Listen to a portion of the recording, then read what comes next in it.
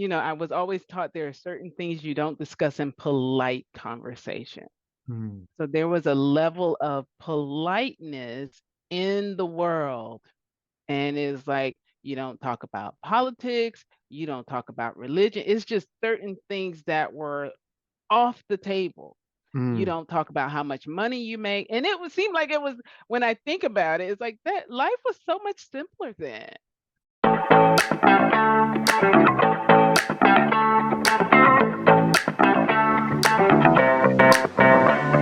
Welcome to Share.care, an all-inclusive community sharing experience, strength, and hope to create strong, healthy, and inspiring relationships. Share.care communities work toward every individual feeling safe, valued, and heard, free from the threat of danger, pain, or harm. Each episode, founder Damian Andrews explores the principles underpinning Share.care and invites expert special guests to share their knowledge so you can easily reap the benefits so many others experience. You hold the choice to create your future. Let it be with strong, healthy, and inspiring relationships. Hello and welcome to another edition of the Pondering a Life Share.care podcast. Our belief is that global peace starts at home. Feeling safe, valued, and heard gives us a foundation to confidently step out and make the world a happier and safer place for everyone. Because in today's world, it is in your own interest to help others. And someone who loves to help others and work with people is Dr. Carolyn Mack. Pleasure to have you back on a Pondering Life episode where I understand we're going to talk about privacy. Yes, it is wonderful to be back on with you. And I'm glad we're having these kind of conversations. And for those in the audience, just in case you are wondering, these are not scripted, and privacy just happened to be one of the conversations I wanted to have today with Damon. So he was kind of caught off guard, but we're going to go with it anyway. So I love here we are. it. Very impromptu, going back to my acting days when I actually went to the same school at the same time as Hugh Jackman, which was really cool. He was very skinny then. He didn't look like Wolverine. And but I remember my improv days where we had to, you had to deal with that, and you had to take something and someone took it and you had to go with it. It was in working with that. So you suggested privacy. I'm taking that on board and talking about that. But what are some of the issues that we face with privacy now? Obviously, today is a very open world with social media, and everything you say is effectively tracked. um, Yes.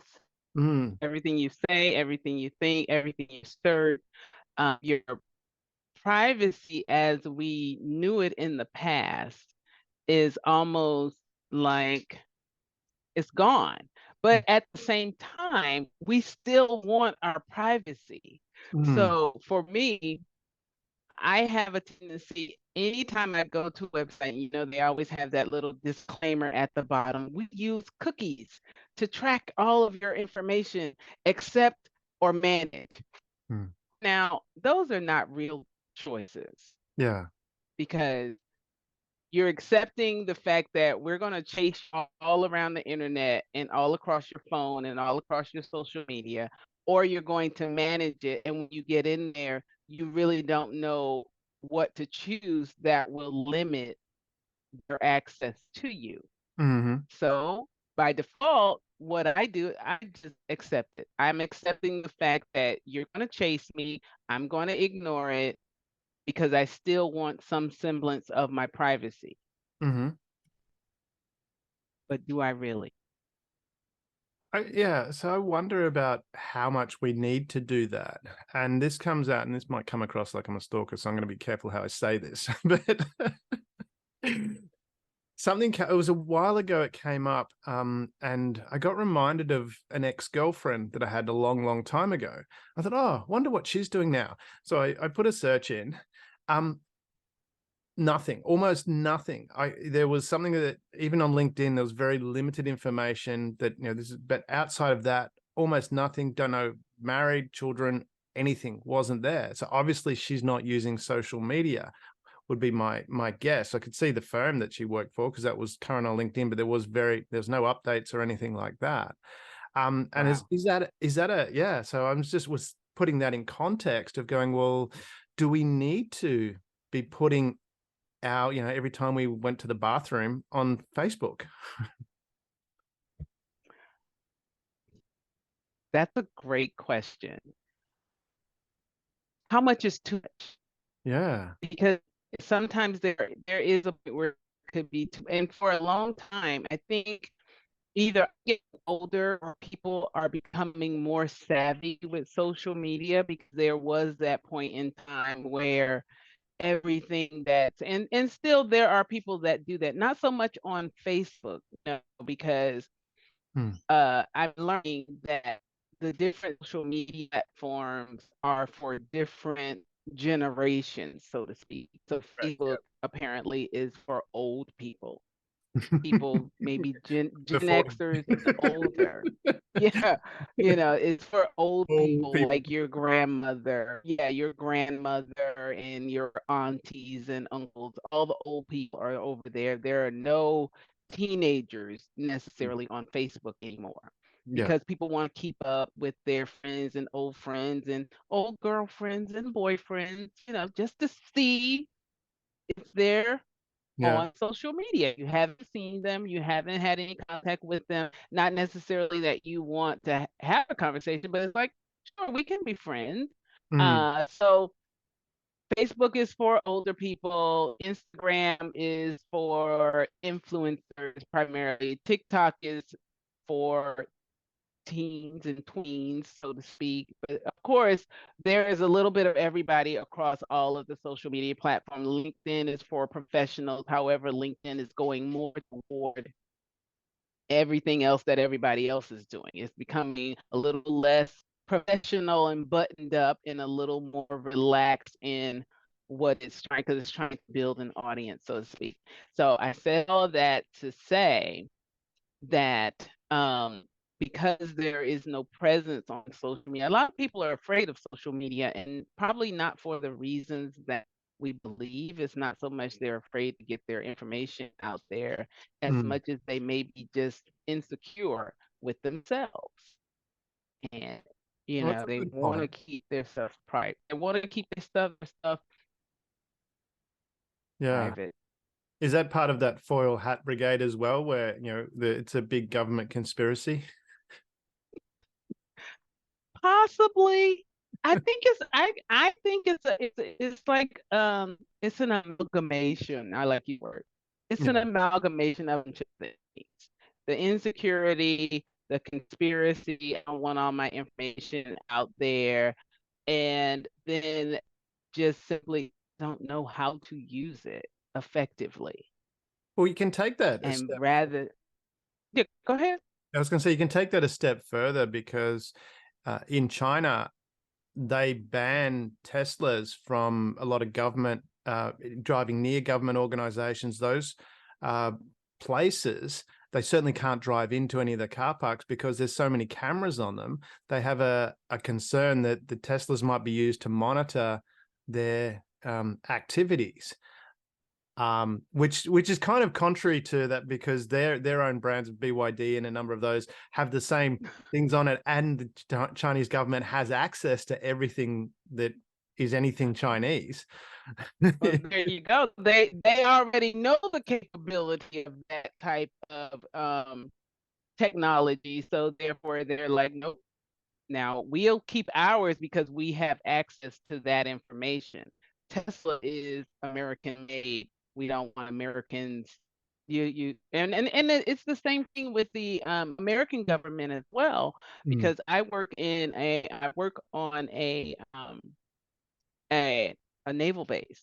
Hmm. And one of the things is that, TikTok is banned in all government facilities, and you cannot use your TikTok account on any internet, or any site, any system within a government facility. So they're as skittish about the China as China is about the US, Mm. you know.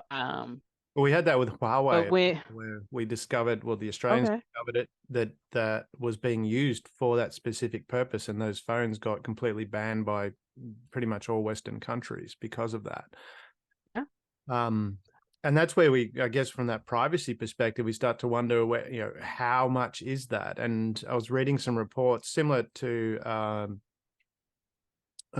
America, Australia. We have certain departments that deal with things, but we don't have the level of resources devoted to actually tracking everybody's movement, because we just don't operate that way. And there's certain privacy laws that we have, and we operate from that perspective. But do you think that creates a bit of fear as well, that other people can do that? And I know I was facetiously mentioning the foil hat brigade, but do you think that causes people to be overly cautious about how they do things and constrain their lives? And I'm more leaning towards the mental health component of that, where people are anxiously worried where they probably don't need to be. Possibly. That I think those are definitely some contributing factors for younger people, where it's information overload. Mm, And then all of the stuff that's going out, that you're attempting to be something that you're not. And then there's anxiety that you might get outed for not being that person that you're portraying on social media. And the anxiety that comes with that. It's a lot. I mean, and that's why I really kind of wanted to unpack this whole privacy thing.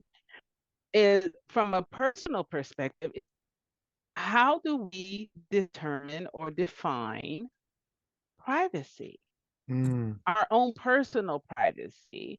And then how do we apply that definition to the rest of the world and all that it offers, social media included? mm.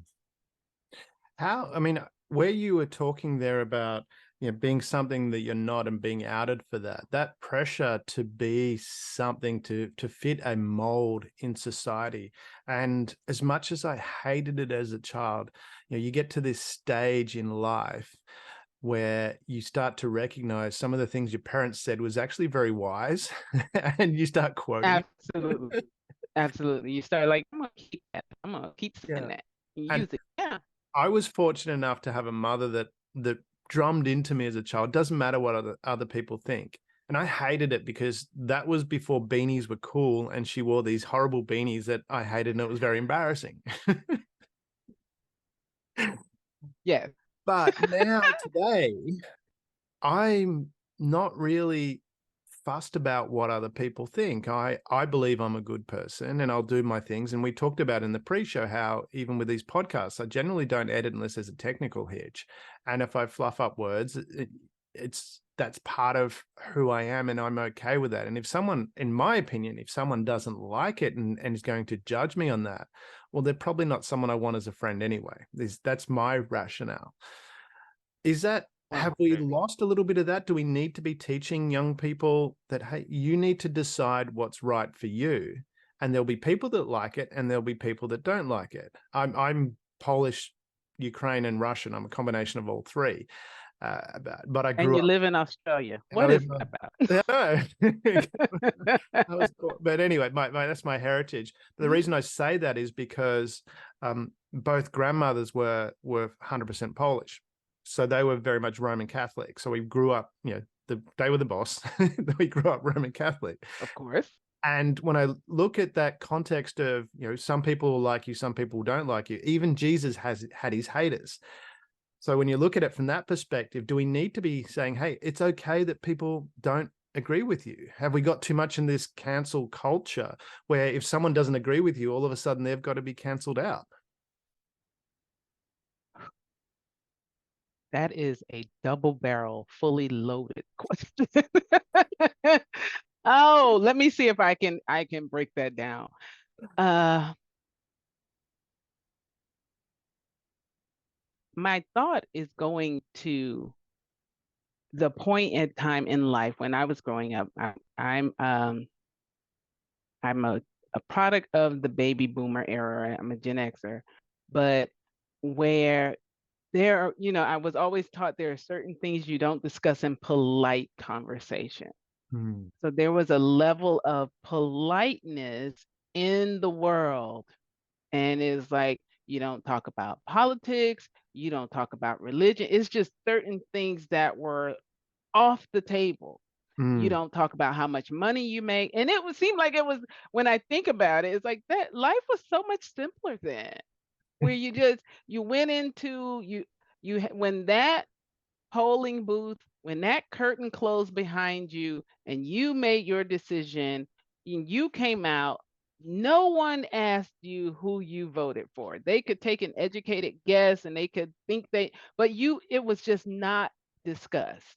And Mm. I was around polling places from the time I was maybe 10 years old, because here in the States, I lived in the South, and my aunt, who I lived with, she was like a polling place driver. So she was the person if you needed a ride to the polls, because at one point on election day, the schools and everything was closed. Everyone was pretty much off work to go and vote.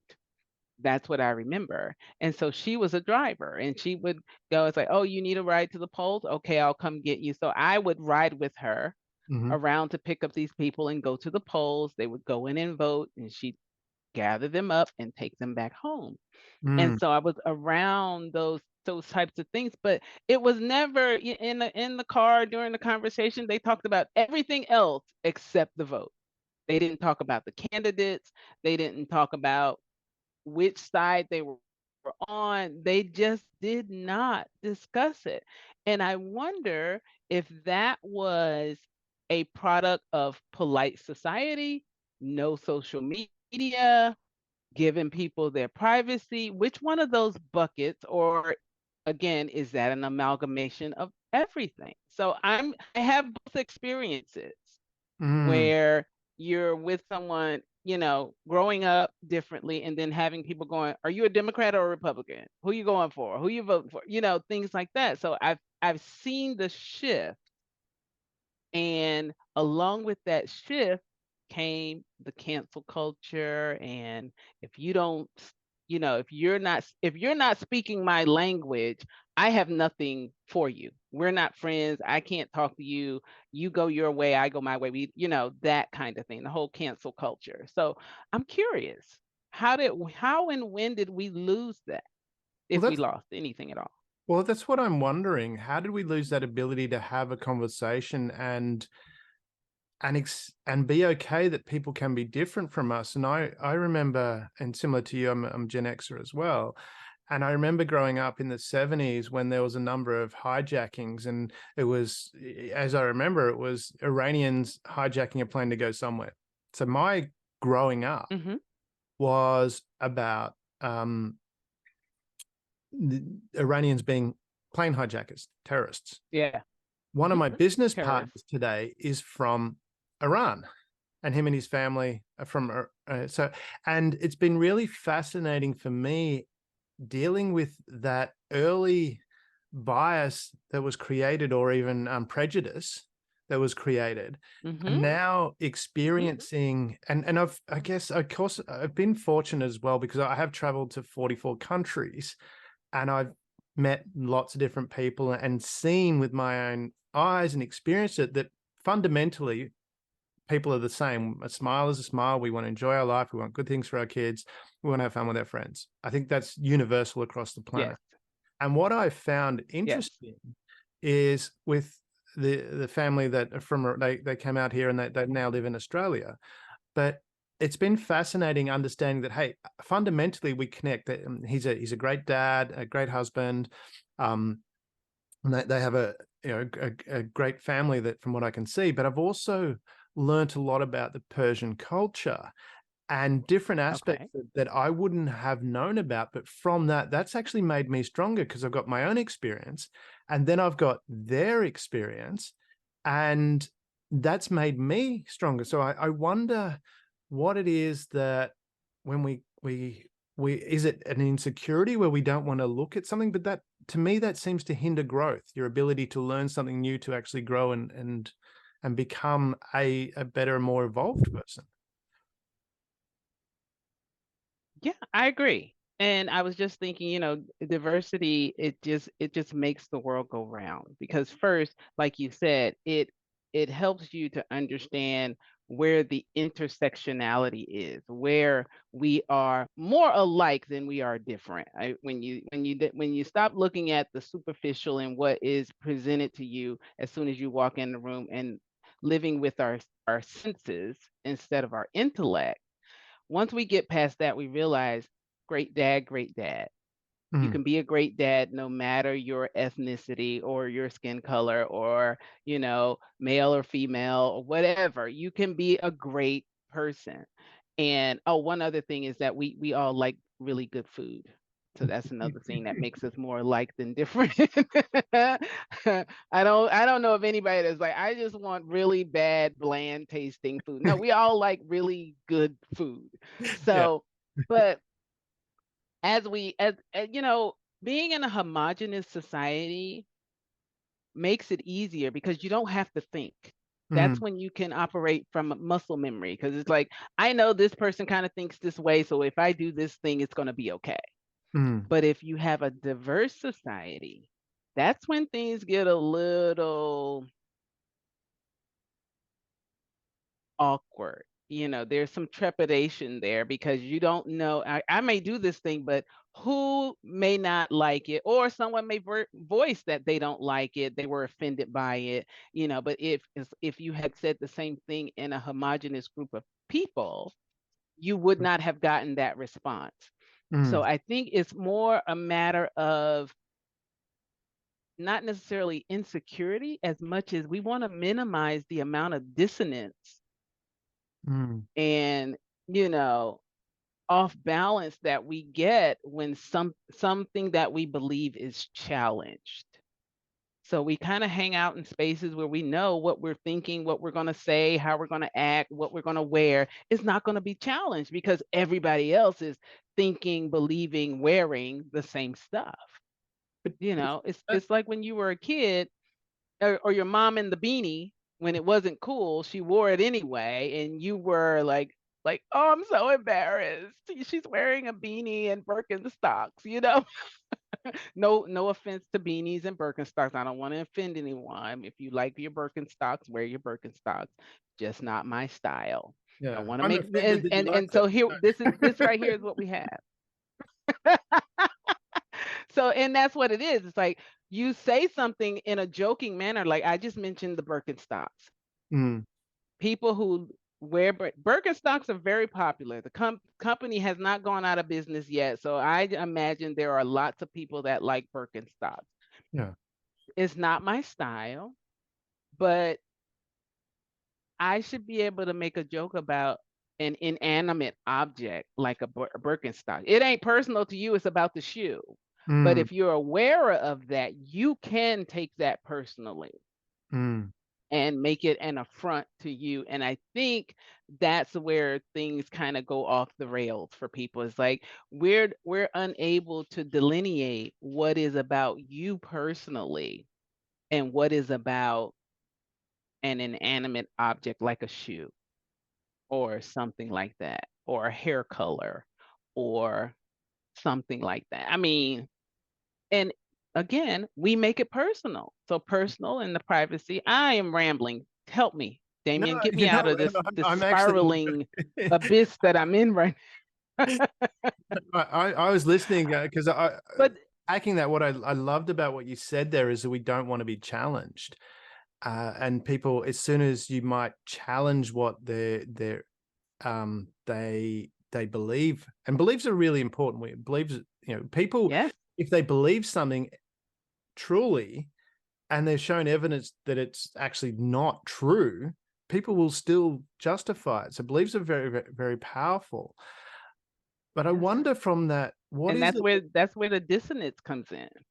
Yeah. So I was just wondering where does that, I'm going to put it in insecurity is probably not the right word, but I'm going to use the word insecurity. Where does that insecurity come from that if someone says something that is contrary to what you believe or what you think is right, then that makes you fragile. And I'll use the quote. I can't remember who said the quote. I was mentioned recently, but they said, truth is like a lion.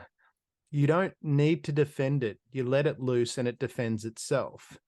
And and I'm using that as a metaphor for that. If you truly believe something is right, and then why would you get offended by that? If it's right, then, and you are sure that it's right, then the other person is wrong. You don't need to be offended. You don't need to be insecure about it. You need to be confident about that. That's my rationale. Maybe I'm oversimplifying it, but is that because No, it makes sense. It makes sense because using your metaphor, truth is like a lion. You don't have to defend it, it'll defend itself. So if you are defending something, then it's not necessarily truth. It could be a belief. Now, a belief is simply something you tell yourself over and over and over again.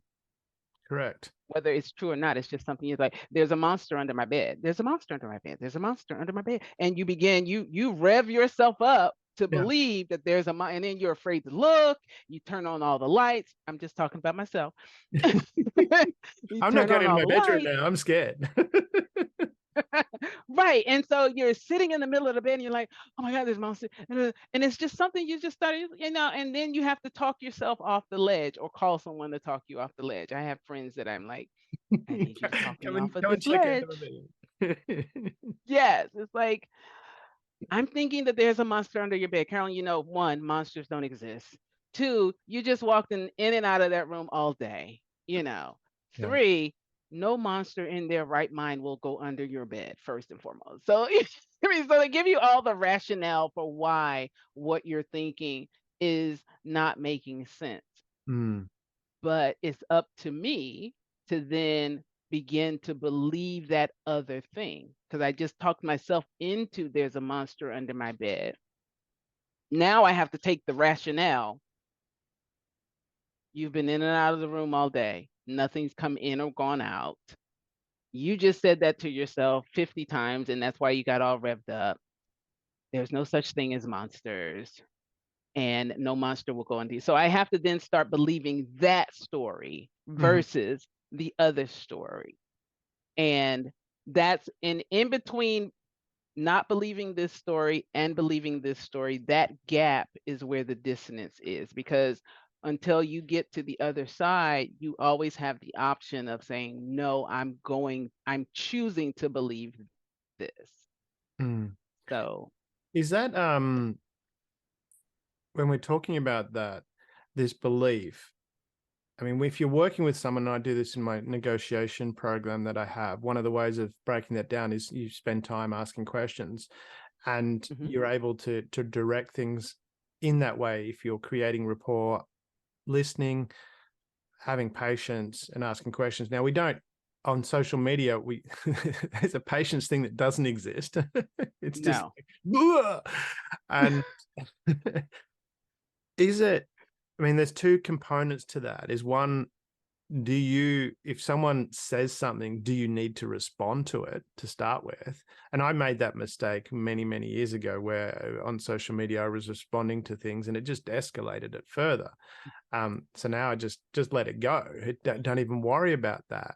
And that's where I'm linking this to that component, the second part of that. So I didn't give you a double-barreled question to start with. I spoke it into two. But this whole I'm offended, because that component of I'm offended, if someone called me a name, and again, quoting my mother, sticks and stones, it doesn't matter what somebody says.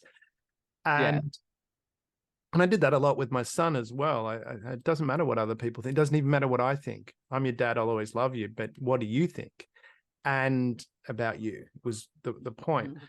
And is it when we say I'm offended? Well, that doesn't mean that everyone would be offended in that situation. You're offended. Is it a case of we need to have that separation? And I look at it when I'm dealing with situations, is that sometimes someone will say something, I'm assessing, are they doing that to get a rise out of me? If I react, and a lot of times it could be, I put that into that category. Okay, they're trying to get a reaction. Don't react, because then I'm not I maintain control. Where am I going? Right. And other times, is it really important? Does it matter? And I'm yet to come across a situation where I would go, okay, I need to be concerned about that. Even to the context of if someone doesn't like something that maybe I don't want to be friends with them. It's as simple as that. Why Right. would I want to try and Right. convince someone that doesn't like me? Put that in the dating scene. If you ask someone out and they don't like you, they just don't like you. The whole point is to go out with someone that likes you. They don't like you. Exactly. It's a good signal to start with. Is it, have we taken this I'm offended too far? Obviously there's some things you shouldn't say, and it's not coming back to what you mentioned. There's certain things that we shouldn't, it would be not polite to say, and you shouldn't do that. But have we taken it too far with going I'm offended, and really we just need to take a chill pill and not worry about it? I would say yes. And when you were speaking, I was thinking multiple situations across the social media platforms that I've been on, where there were things that would come up. And yes, sometimes I would go down the rabbit hole, and I know it when I'm doing it. It's like, I've been you're there. coming for me, I'm coming for you. Let's do it. I mean, it really is that. And I'm geared up, got the guns in the holster, I'm ready. Yeah. You want this fight? You come to the right person, because I want to fight today. Right. Yeah. And then there are those times where what is said instantly gets a rise. The hair on the back of my neck stands up. I get super tense. And then I'm like, do you want this fight right now? Is it worth it? You don't even know this person. And in reality, they don't know you. They simply know what you put on social media. How much time are you going to allow this person to take from your life? And I literally, and there have been times where I've been in mid-tweet, I've been in mid-response, and just erased the entire thing and said, just move on. So I've done all three. Sorry. I've done all three responses where, give me just a moment. No, your puppy's fine. Okay, they're just loud. They just sound really loud on my end. Fine. Okay, I can barely hear but but yeah, and they're your puppies. They're cool. They can join the show. okay, they're in the show now. So, but then there's the one thing where it's like, do not go there. Don't do it. And then there's the other part where it's like, really get them upset because they're trying to get a rise out of you, but flip it and make it a benefit, where you're like, thank you for your feedback. I appreciate that. Your opinion is yours. My opinion is mine. If you don't like it, you don't have to respond, because that's it. And you keep it moving, and you don't go back, and you try not to ruminate on it, because sometimes those things really get under your skin. Even though I may not respond, I will stay there and just, well, I should have, and I really should respond, or that's really upset, and go through all of that. I'm giving the emotional response, even though I may not have said anything. Is that part of the doubt that we have in ourselves? Maybe they could be true. Is that part of our own personal self-esteem, where we feel that we need to defend it because part of us thinks maybe it could be true? Yeah, absolutely. Something about it, whatever is said or intimated, or whatever, it hits you somewhere in your body. And that's why you want to immediately respond. And because of that, that's one of the things we have to examine for ourselves. It's like, how is it that response, of all the responses that you may have gotten, social media, personally, whatever the case may be, of all of those responses, why is it that, or how is it that that one struck you the most and got that much emotion out of you? So now it's time to take a deep dive. It's time to take a deep dive and think about what it is about what was said that, for lack of a better term, pushed a button in you. Yeah. It touched something in you. What was it? And because I wonder about that, do we as people sometimes forget that we are people with all the wonderfulness and all the other side? The flaws. We have our experiences. And right. You mentioned about early on, you grew, growing up, and you didn't talk about politics, religion, and money. And I remember, I don't think I had that filtered. I remember the first TV show I did. There was one of the TV shows that I was in, and I produced this one. It was a talk show, and I was there with my friend who started by saying, before we went to air, don't talk about politics, religion, and money. Well, within 10 minutes of the show going live to air, I'd covered those 3 topics. It's like the 3 things I just told you. I just told you not to talk about that. And I wonder about, do we sometimes take it too seriously that we do make mistakes, and that happens, and we need to, and I'm drawing again on my Catholic upbringing. I say I can't be Catholic anymore because I don't feel guilt. But is it a case where we overly beat ourselves up? Because if we treated ourselves like we would treat our best friend, if a best friend did what we did, and we're having that conversation with our best friend, we'd say, look, just let it go. It's okay. You messed up, and own it and move forward. But when it's ourselves, we beat ourselves up a lot. Do we need to be having that conversation with ourselves and saying, hey, look, I messed up. Yeah, I wish I didn't do that. Going forward, I will do it differently, because I've had a number of those experiences where I look back and go, yeah, that was pretty stupid what I did. I remember when I was working the mine sites, and I'd had a few to drink, and some guy said something to me which ticked me off, and he was a big guy, really big, and I was reasonably built myself at the time, and I've let loose at this guy, and he's decided, whatever, and he walked away. And as he's walking away, I looked and I actually got the perspective of how big this guy was. I'm going, oh my God. Yeah. Dodge the bullet on that one. It's like, but I was just wondering, when I think about that, I go, well, that was a stupid thing to do. But I'm not beating myself up over it. Nowadays, if that situation happens, it'd be completely different. One, I don't drink anymore, so that's a whole different scenario. But two, it would be, I would approach it very, very differently. So I'm looking at how would I do it now? Because we can always look back in hindsight with 2020 and go, I should have done, should that. But in the moment, you did the best you could with what you had. Right. Yeah. We need to think more about that, or approach things? I think well, being in the moment, that's the X factor.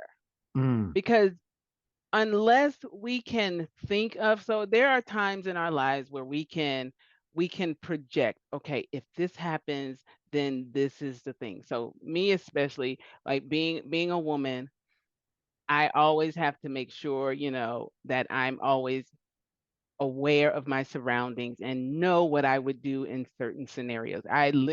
It's really funny because mentally, like when I'm walking, I walk in the morning, and now in the mornings it's a lot darker before it becomes light. And so I'm walking, and so I'm always mindful. I'm like, okay, and I literally in my mind, if I see someone either coming toward me or walking or cars or so I'm really mindful, and I will literally size a person up. Like you and the gentleman in the bar, and you size them up. So I have 2 scenarios. I'm sizing you up. I'm like, I think I can take them. Then that's a stay and fight kind of thing. Yeah. Or it's like, I don't know, they look pretty big, I can outrun them. So I have 2 plans. It's always it's like, I'm either going to outrun you, or I am going to stay and fight. Depending on which scenario I'm in, and if I'm a pretty fast walker, so I'm like, I can probably just outwalk you, really. but it's that kind of scenario where you're thinking about, but in the moment, because I've never been in a situation, even though I have these 2 scenarios in mind, I've never been in a situation where I've had to deploy either or. So in the moment, you never know. I might completely freeze up and do neither. I won't fight or run. I'll just stand there, So that the X factor being, what would you do in the moment? You can always plan, but you just never know. And when you have a couple of others, like there was some alcohol involved and you were, feeling yourself there for a moment, thankfully the other person had the wherewithal to say, I'm not going there. I'm Mm, just going to leave. It's not worth it, you know. And so that's the thing. We can give ourselves enough grace to realize that yes, that may not have been a wise choice. You survived it to get the lesson. Take the lesson and keep it moving. mm. Is it because you mentioned there earlier on Mhm, about writing those text responses to social media, and then mhm. part the way through you've gone delete, delete, delete, and taken it out. Is it Yep. one of those things in the moment we need to have that composure or develop that composure? We just take a pause. And I remember, I think it was Abraham Lincoln there was a letter that they found after his death in his um, desk about a push during one of the civil wars that you had, and he was going to send, and it was kind of a nasty letter, and Mhm. wrote it, and then they found it after he died, if the story I've got is correct. But there's a number of stories of similar sort of thing. Is it something that we need to be looking at when we're dealing with social media, all those kind of things? And I know I do. I was guilty of that myself. I'd write something and hit send it and off it'd go. And And then you're like, oh, yeah, you and it want to pull it back and it's served me gone. very well, especially because I deal with a lot of legal situations as well. And there's been times back in my past where I'd send it too quickly and I wouldn't Mhm. help the case that I was putting forward. Now I will pause and realize that it doesn't need to be dealt with straight away. And Yes. a lot of times I will send it, well, most of the time it'll be the next day anyway. I've had Yes. chance, and even if I do send something, it's actually a lot more cogent to start with, and more to the Mhm. point, and addressing the actual real point as opposed to the emotional point.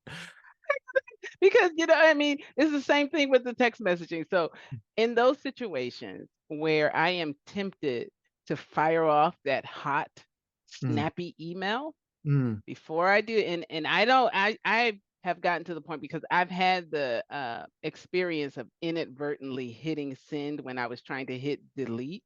oops. So I've had that. Yes. So I've had that.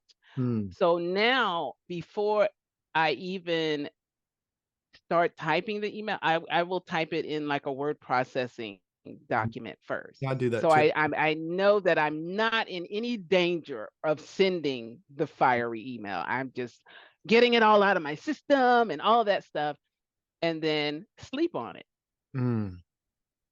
Give it 24 hours. Let your brain ponder it while you're sleeping. No pun intended on the pondering line. But let your brain figure out the right answer, the best answer, the most, accurate and cogent response to what it is that you're going to be dealing with. And then you go back to the fiery email, you delete 3 or 4 paragraphs and send 2 sentences. Mm. Yes. you know, because the other paragraphs are all of the emotions. I just don't think this is right, and you shouldn't do this, and this makes no sense. I can't believe you decided, and why did you bring that person in, and that person wasn't necessary to the conversation. And then you take all of that out. It's like, I understand your position, and I feel like, this is the best possibility, or here's an option. Let's consider that. I'll talk to you soon. Have a great day. And you send that email instead. Is that an experience thing? Because, and I mentioned before, I was guilty of that myself, sending messages and things like that I probably had, if I had have thought about it, I would have sent something different if I had given it that space. And I'm relaying that too because I've recently had that discussion with a niece, where we were sending messages, and I got these long things, and it became, okay, this is really, really getting emotional and not really, and it wasn't going anywhere, so it wasn't any point in me having that. Is that an age and experience thing, or is it more something that you've grown up with? So if someone has parents, for example, where they take that time, and I know I look at my son, he doesn't really get emotional at all. I mean, he has emotions, and we talk about that, but in a situation where it could be flare up, he doesn't emotionally react. But he's grown up with me doing that. I'm not the younger person that I was that got emotional all the time. Well, I think it could be both. Mm, I think it could be where, yes, I've had enough experiences with having my hand slapped and getting my feelings hurt and pouring out all of my emotion and having the entire point get missed mm, because of all of the emotion. And then the other part of it is kind of understanding what is it that you're trying to say. And again, going back to that thing, how is it that this particular situation is rubbing you in such a way that you are feeling all of these emotions? Where are these emotions coming from? What has this person or this email, what has it raised in you that is making you respond this way? Take a step back, gather that part of what's happening, mm. and then you can respond better to what this other person is saying, because they likely have no idea you got all of this stuff brewing in the background. Is that part of not knowing how the world works, linking it back to our privacy topic?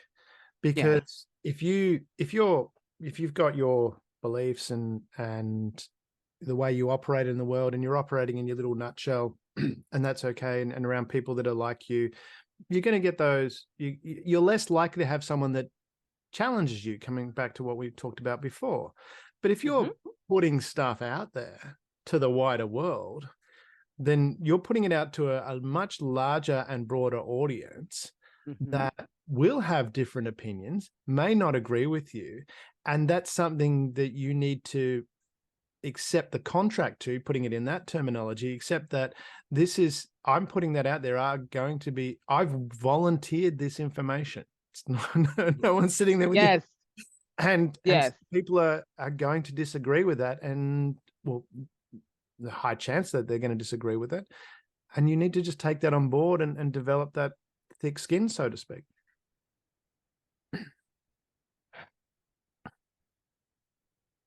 All right, I'm trying. Yes.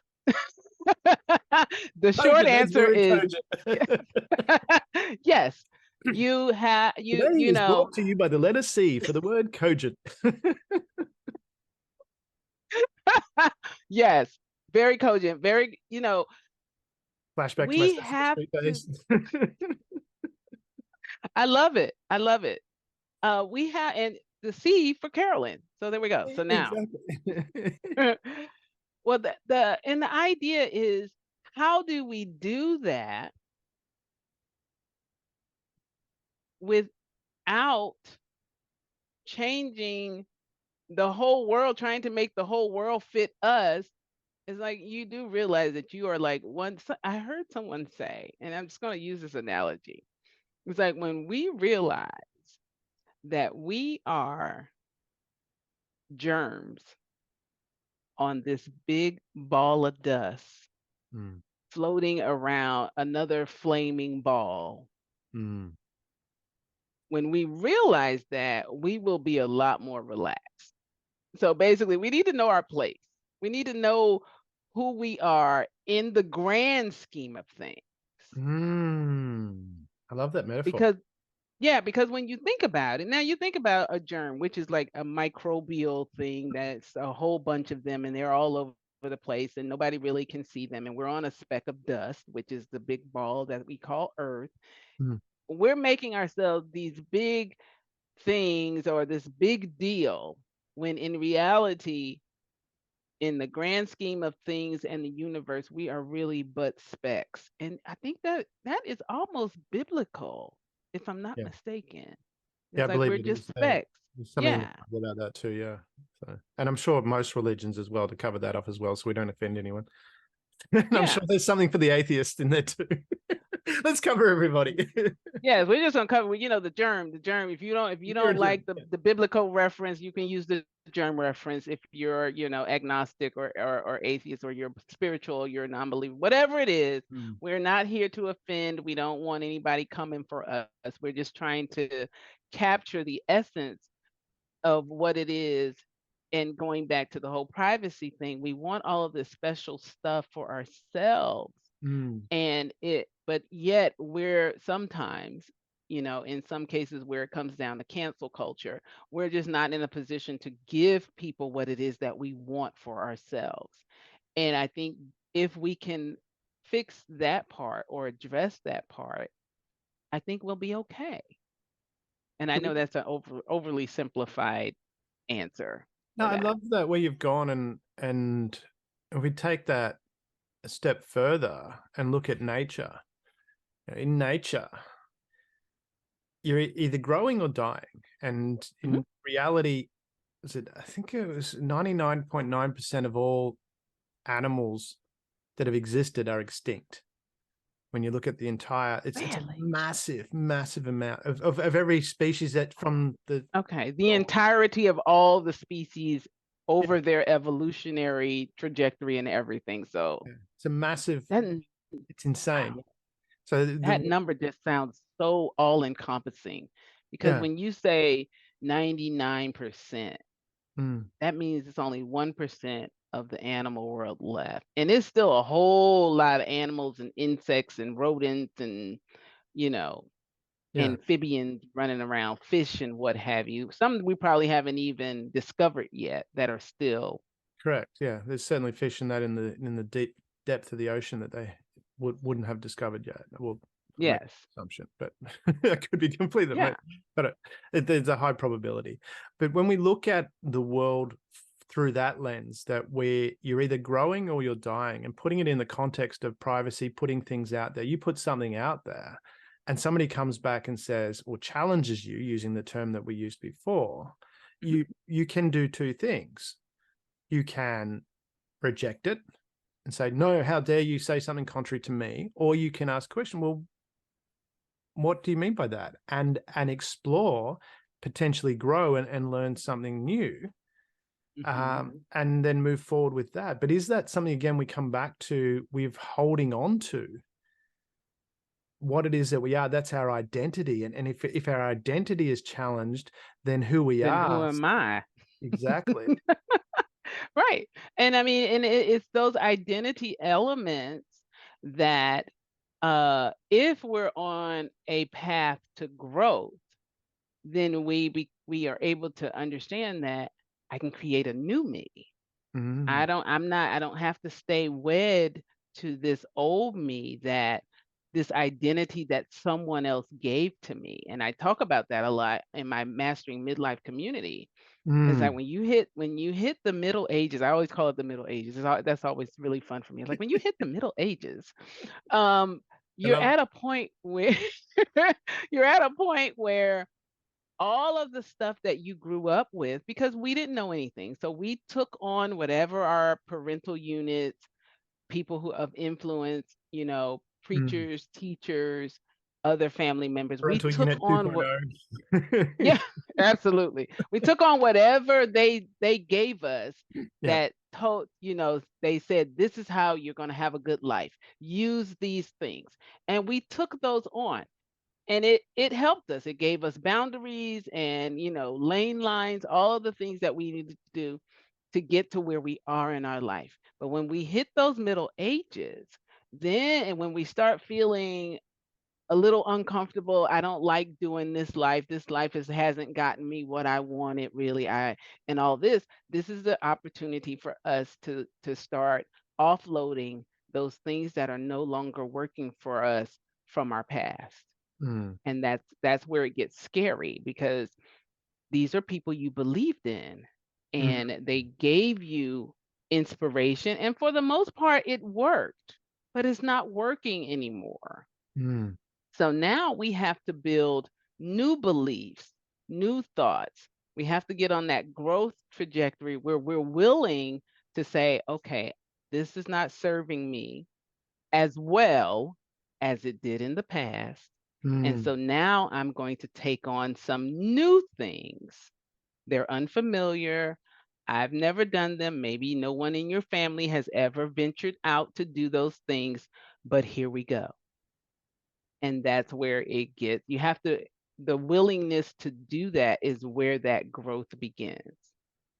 Is that a link between separating out who you are as a person from your behaviors?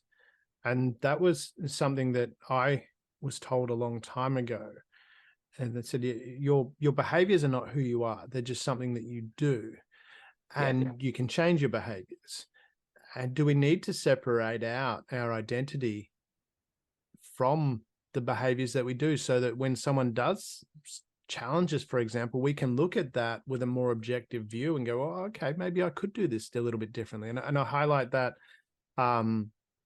again, using a dating reference, an old girlfriend. But she said, she said, why are you yelling at me all the time? I'm like, what?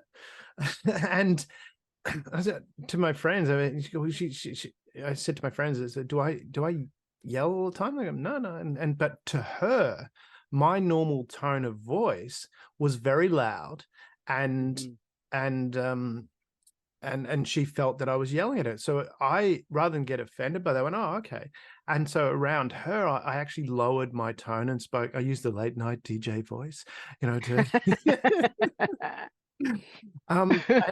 But I took that on board, and I actually found later on, and using the dating reference as well, that, and not just dating, but in business as well, especially working with women, I would find that they say, you're just very calming to be around. So it became, I could have got offended and say, hey, that's how I speak, and suck it up. But which wouldn't have gone very well. Not at all. Not at all. No. But it became something that became hugely beneficial. I said, not just in a dating experience, but in business as well. I said, working with women, there's many women, and talking with yourself, and there's lots of women that I've worked with. A lot of them have come back and said, you're really, understanding, you're very calm to be around. And I link it back to that experience where that was told to me. So do we need to, again, take that behavior and identity and just separate it out and go, well, how can I actually use this to help me be a better person, or to relate to things in a different way? Yeah, and it just dawned on me, and I agree with that. It's like you had the wherewithal, because this was someone you cared about, that you took that feedback, you got some other references, and other people didn't experience you that way. It was maybe, they were probably more accustomed to you, and she had some things brewing in the background that you probably weren't aware of that caused her to believe that. And you took it upon yourself to say, okay, well, if that is her experience of me, I want her to have a different experience. And so you made that adjustment. You didn't take it on like, she's trying to change me and I will not be changed. You're like, okay, well, everybody doesn't experience me that way, but she does. She's someone I care about. So I'm going to make an adjustment for her. And it has benefited you in droves down the line. So, and that's where I'm coming back to that evolution, the nature we were talking about, you're growing or you're dying. Is that, when we're looking at it from that perspective of being, the privacy we're talking about, and if we're putting ourselves out there, if we get feedback, rather than being emotional about it, just treat it as feedback. Okay. And that doesn't mean you have to take it on. I could have, in that situation, said, okay, that's your experience. That's probably not going to be a way that was going to work, because my friends, everyone says that I'm speaking okay. And you've got, as you said, there's some issues maybe in the background that you may need to deal with. You need to close some of your apps. Exactly. I love that analogy. And that's another step to take. Either way, that both of those are an evolution, but it's approaching it more from a pragmatic perspective. As you said, you're not going to change me. It is not something, is not a growth response. Is that, I guess that's where I'm getting to. We need to be approaching things from a growth perspective, whether we take it on board and change, or whether we do, or we say, no, I hear what you're saying, but I'm happy with how that is, and maybe we just agree to disagree. Right. And I mean, and the language changes as well. It's like, oh, thanks for the feedback, I appreciate it, however, I'm choosing to continue down this path. And so then that person understands that I I understand. I've taken in your feedback. However, the feedback, so, and I'm going to give you a case in point because it relates to Australia. So a really close friend of mine, we were having a conversation on the phone, and she was like, and I was like, she was like, my trip to Australia is off. I'm not doing it. We haven't really planned it, but it's one of those things like we want to go to Australia. So Australia's on my bucket list. And she was like, they have snakes and big bugs and things like that. And she just kept going on and on. I'm not going. I can't stand the creepy crawlies. And I said, okay, all right. I said, so far, what I'm hearing is not coming across as a deterrent for me because Australia's on my bucket list. So I'm still in. She's like, well, not me. It was never on my bucket list and I'm not going. I was like, okay, great. I will be in Sydney and different parts of Australia at some point in my life journey because I said, I refuse to believe that Sydney is infested with snakes, especially in the tourist district. They're going to make sure that the tourists are really in a good spot in all of those places. So I'm not overly concerned. Now, I may not go out to the jungle, I may not do any safaris or anything like that, but I will be in Sydney.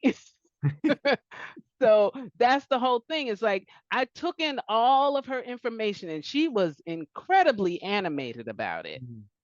And I'm like, okay, not hearing anything that's a deterrent just yet, unless they're having daily tsunamis or something ridiculous, I'm good. I'm in, We tell people that to keep some people out.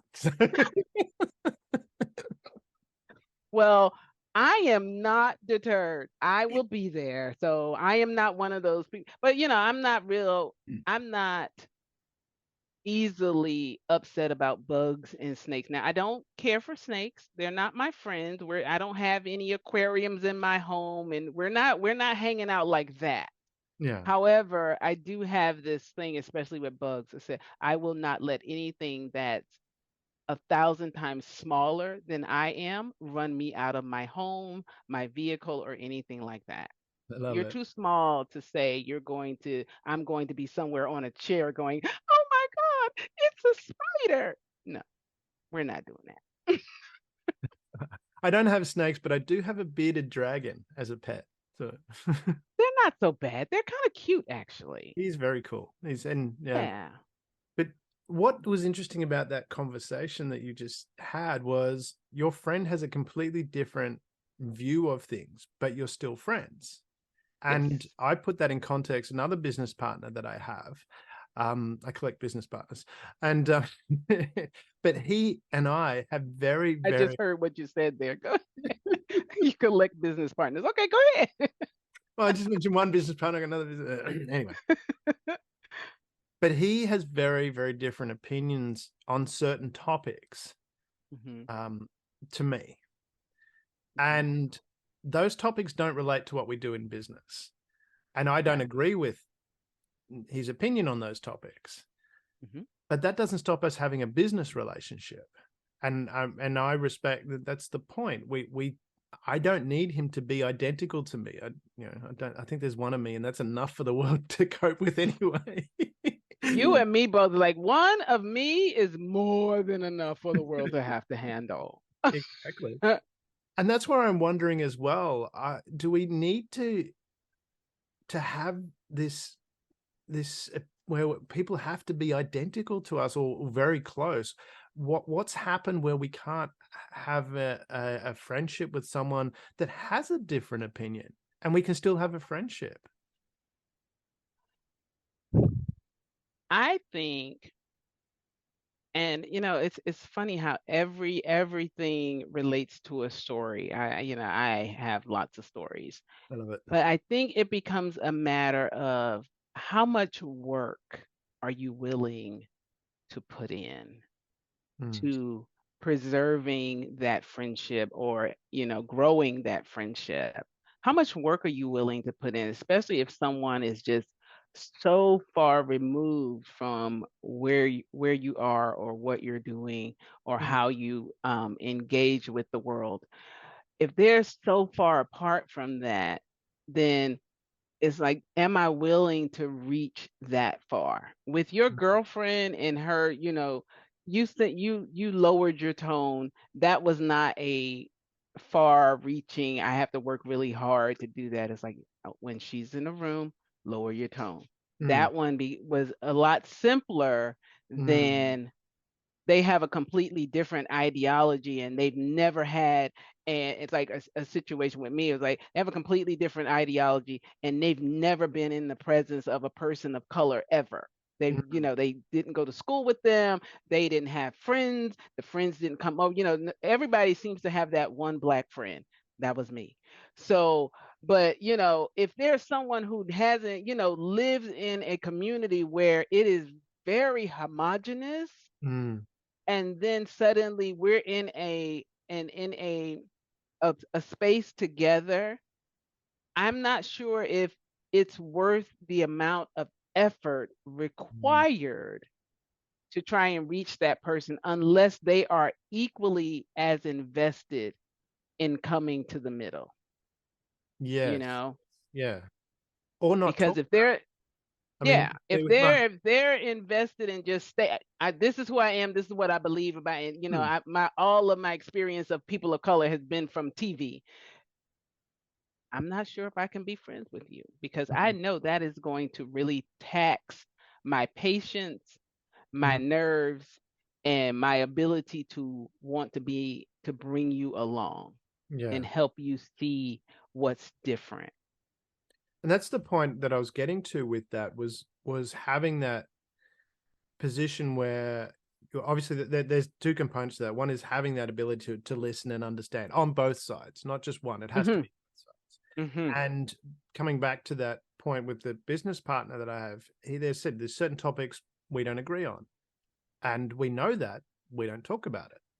And Not we it's don't not that have those conversations. because we Exactly. know our position and it's not relevant to what we're doing anyway. So it's not something that we talk about, and it's not life changing anyway. It's not like Exactly. he's out there saying eat white babies or something like that. The Yeah. Yeah. other It's me, not like I'm drawing from Gold Member here. Give me okay. the babies. So you know, we have to, you know, and I mean, we always have to bring it back to that whole privacy thing. Mm, Is how private, you know, are we overly private? Because you know, I would like to think that my life is an open book for the most part, but there are some things you're just, if you don't know me, you're not going to know certain things about me. mm, And even some people that really know me, I have friends I've had since I was 10 years old, mm, and even they don't know. There are even things that I don't tell them, you know. I mean, I may tell them eventually, but some things are just not, you can't tell everybody all of your story. mm. And you know, it's not Some people try. beneficial. I've known Yeah, people like that. you know, I'm Even in a thankful for, relationship, there's certain things you just don't say. you just don't, if it doesn't come up, if it's not relevant to where How am you I? How do I are look or in this where you're dress? You look going. lovely, dear. It's like don't ask questions you don't want the answer to. Exactly. Don't make, do you want the truth or do you want me to lie? Be careful, I, you know. I love you always. That's Yeah, the that's how you preface it. Honey, first, just want you to know that I love you and that there's ice cream in the fridge or wine. There's wine in the fridge, and now I'm going to answer your question. You know, and then you have those people that when you ask them, you really want that answer because if I ask you, do you like this? I already know that I really don't like it. And I like it. I liked it on the rack. I don't necessarily like it on me, Mm, but I'm looking from this perspective. So if someone looks at me and go, "Oh my God, that's so cute," then mm, I know it's cute. It's as cute as I thought it was on the rack. I just don't have that perspective. yeah. And it's interesting from that privacy perspective as well to take it to the extreme side of things.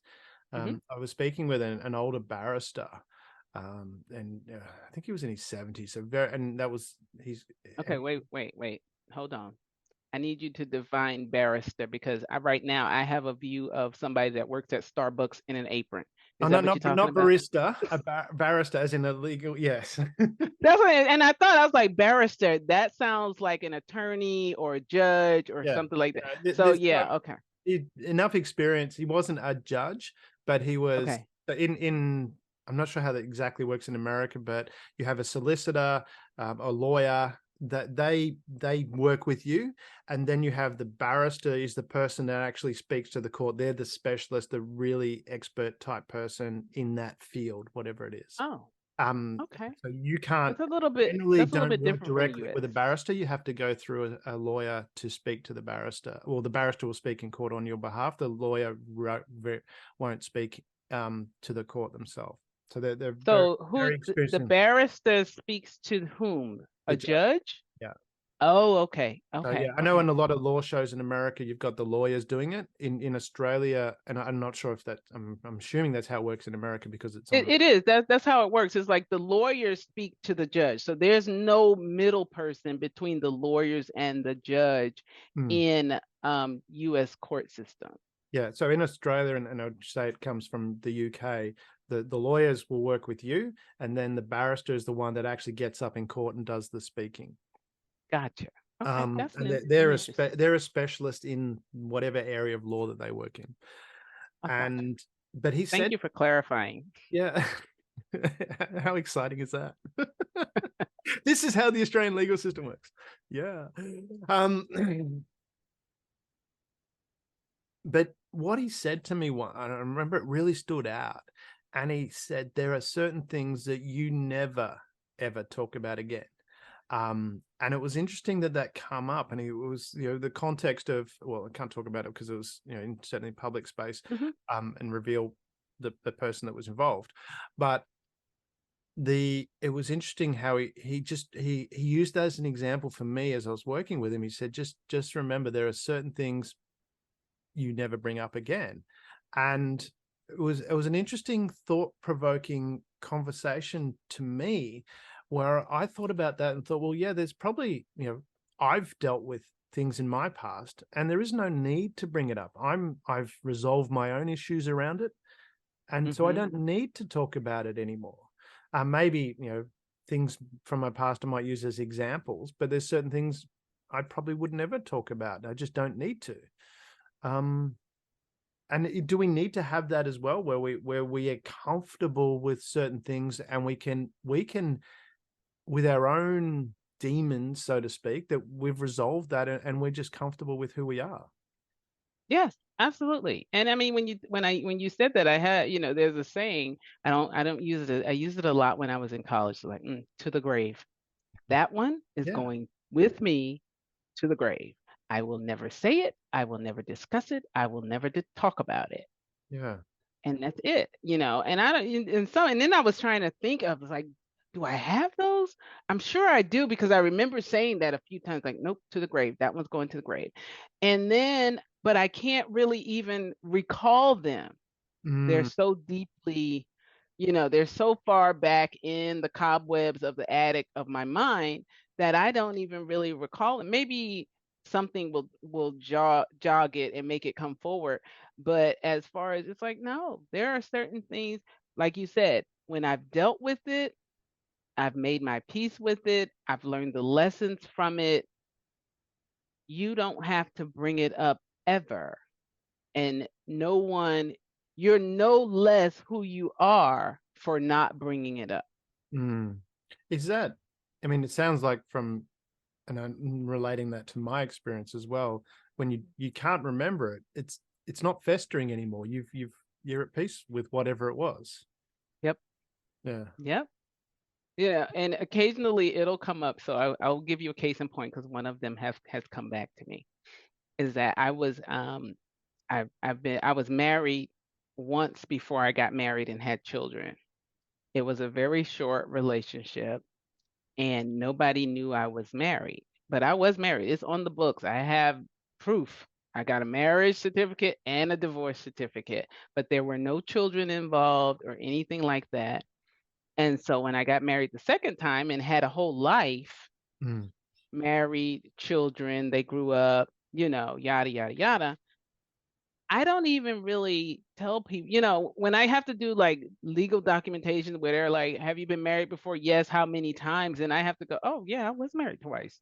So I have to put the 2 down there. But it's not something where that's the first thing that comes out of my mouth. Even when I meet someone new, it's like, have you been married before? Yep. How many times is irrelevant? You ask the question, have I been married before? I don't need to go, yes, I was married 2 times before. And the first time was this. And the second, have you been married before? Yes.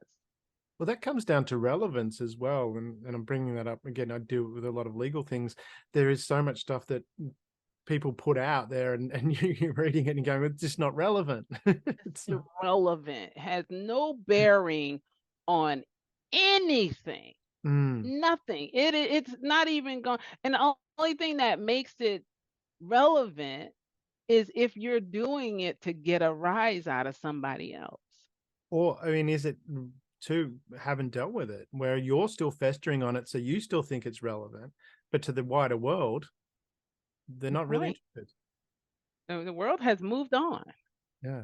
And that is a great point that you bring up, because the world does move on.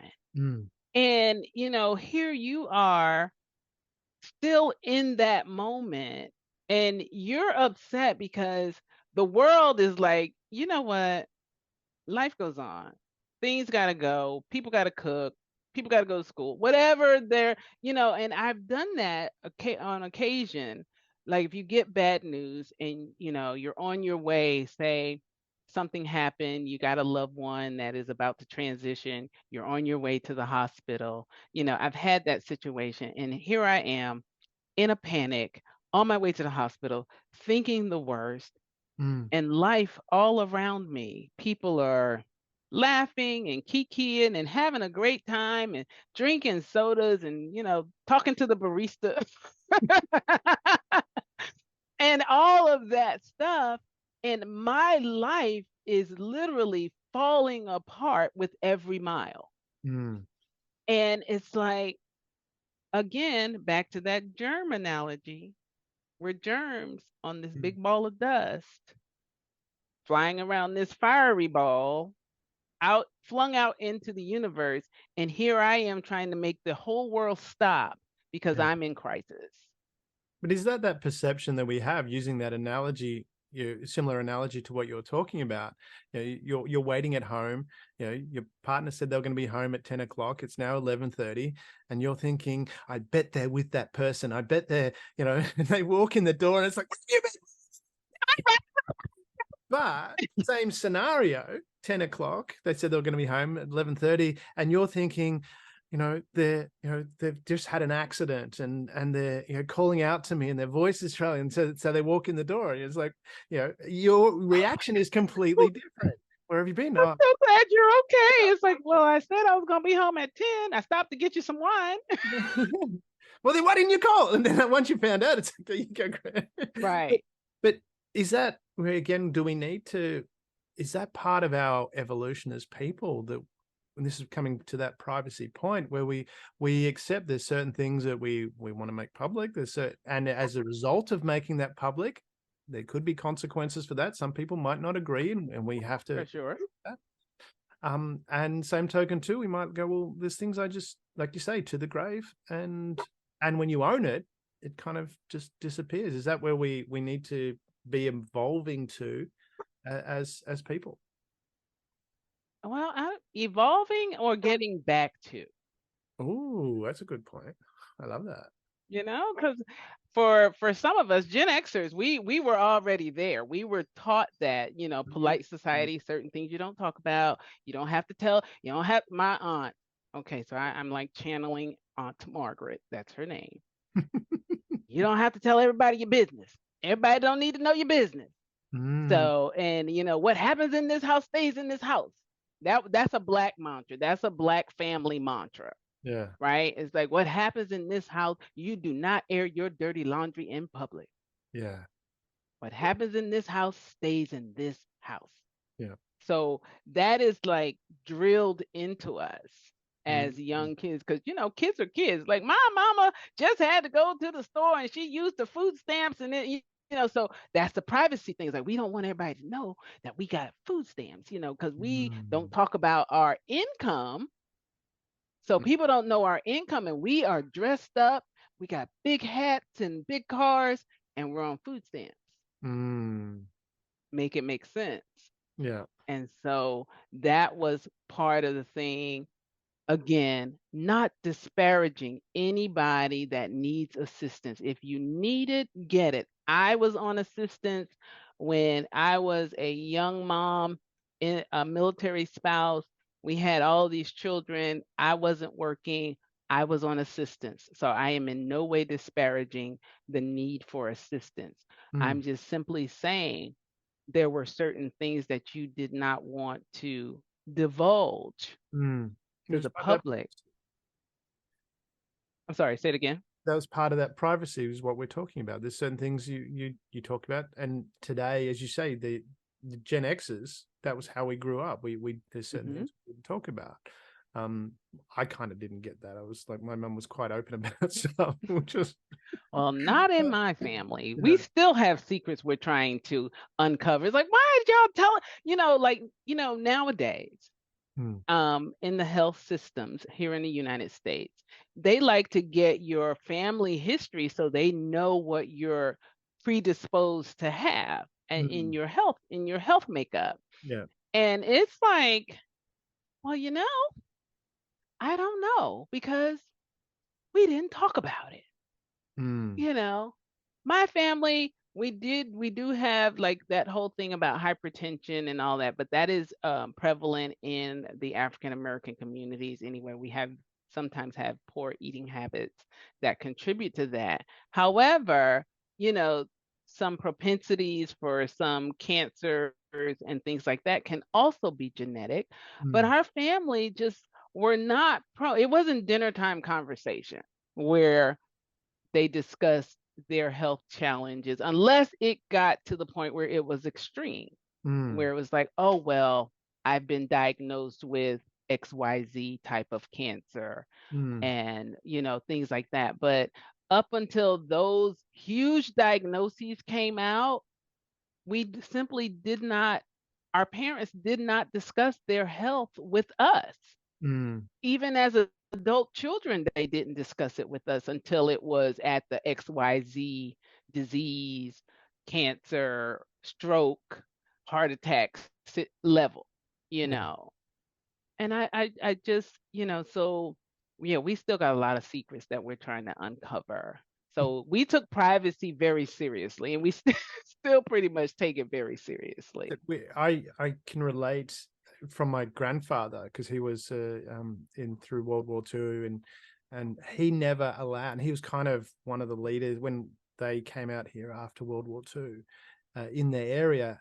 He wouldn't allow people to talk about the war at all. And it was only after he died that we found out that he had escaped from 2 concentration camps. He was shot twice. And a whole bunch of stuff but he wouldn't allow people to talk about it. He just didn't, and certainly from talking about it in front of women was you don't expose women to that kind of horrific behavior. Right.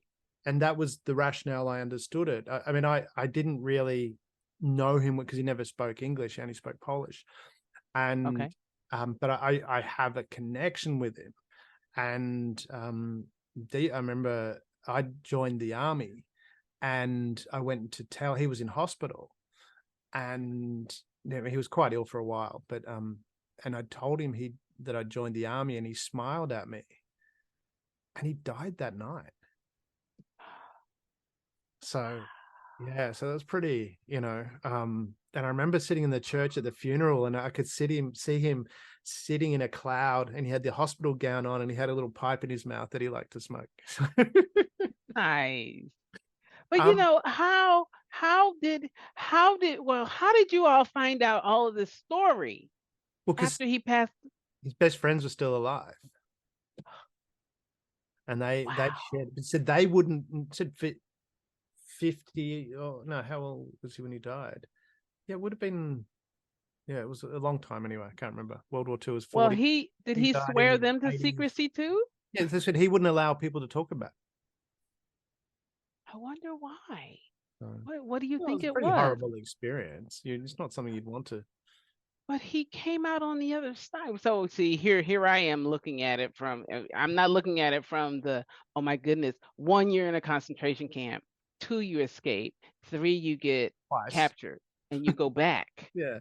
and then you escape, and then and then you find you are free Mm. after escaping the second time. So 3 times your life were you were in mortal danger, Mm. and yet you still risked it for freedom. That See, is an sort of thing amazing too. story. My grandmother, his wife, Uh-huh.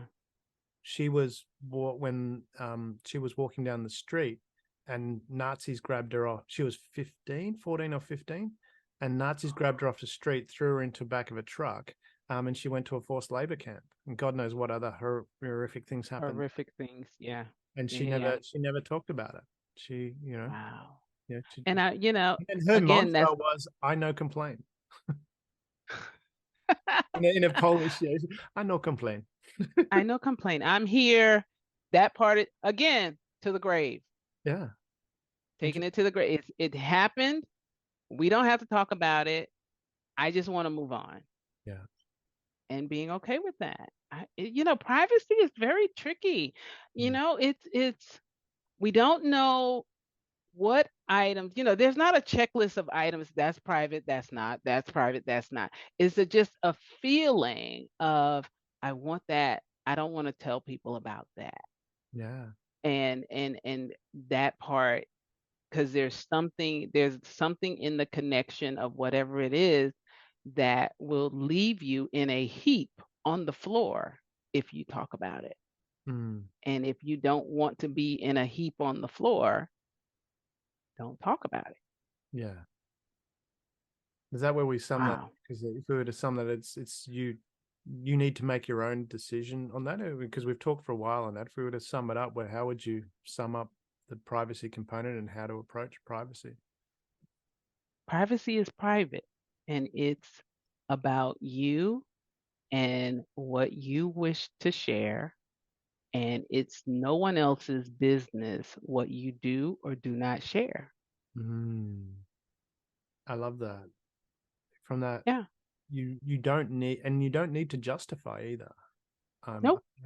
That need that people, people wanting you to justify to their expectation as to why you're doing something. It's like, I don't need to. It's right for me. Yeah. It's okay. And one last story similar to that. A situation that I'm going through, and the question was asked, well, how is it going? It's like, I don't want to talk about it. Well, what happened? I don't want to talk about it. But seriously, what happened? Okay, here we go. So then and then I was like, oh my gosh. Oh, that just breaks my heart. I said, I tried to spare you. You did not want to be spared. So not my problem. I was over it, because it's like you just continued to just browbeat me and hammer, and you were so inquisitive about this situation that I was not ready to talk about, did not want to talk about. So now here you go. I felt I was good. I was fine when I left. That person was left broken. Yeah. And I mean that in they really did feel badly for my situation. Said I was trying to spare you that, because this is not your situation to deal with. Now you've taken on something that was not yours to take on. Why do that to yourself? Yeah, that's a very good point. People do that all. Allow the person in the audience getting offended when the comedian's making blind person jokes, and the blind person up the front's going, I'm glad to be included. Yes, it's like, I feel seen. No pun intended. I feel seen, because they're talking about it. So it's like, which is worse, being talked about or not being talked about? Because at least if they're talking about you, they are recognizing you.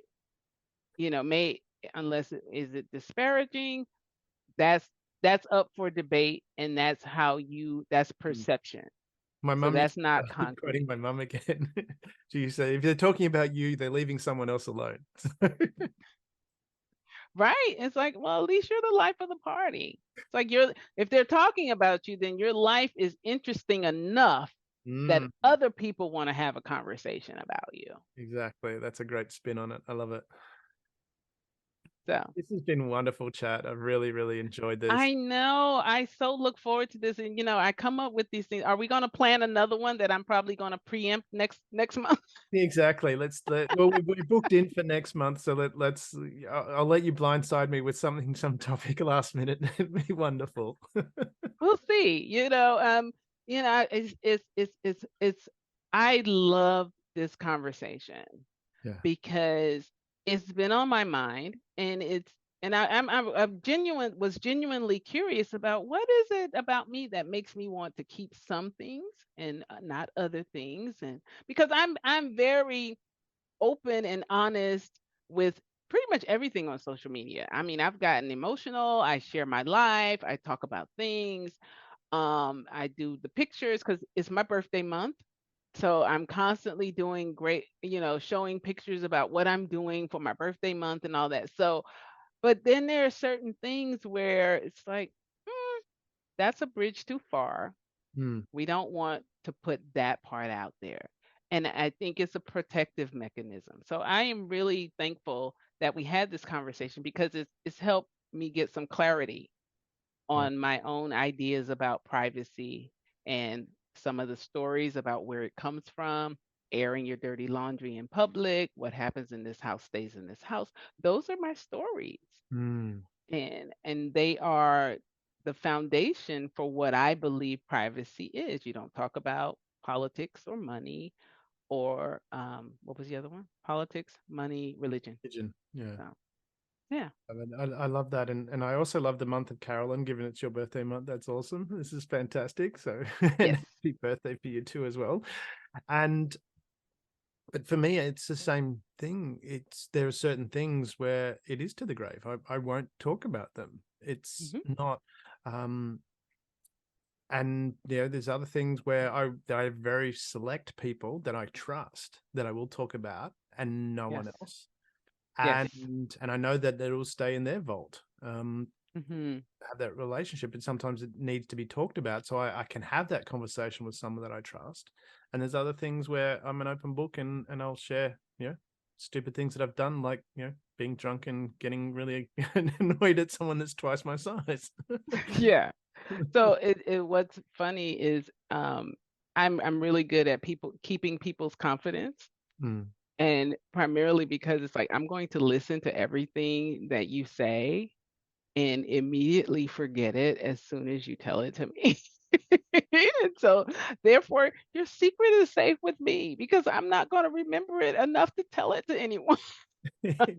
And it's not that I don't care, but it's like that's your secret. It doesn't belong to me, so I don't have to store it. Does that make sense? Yeah, I know we said 100%. we were ending it, Yeah, no, it's been continuing. but Well, it's like, yeah.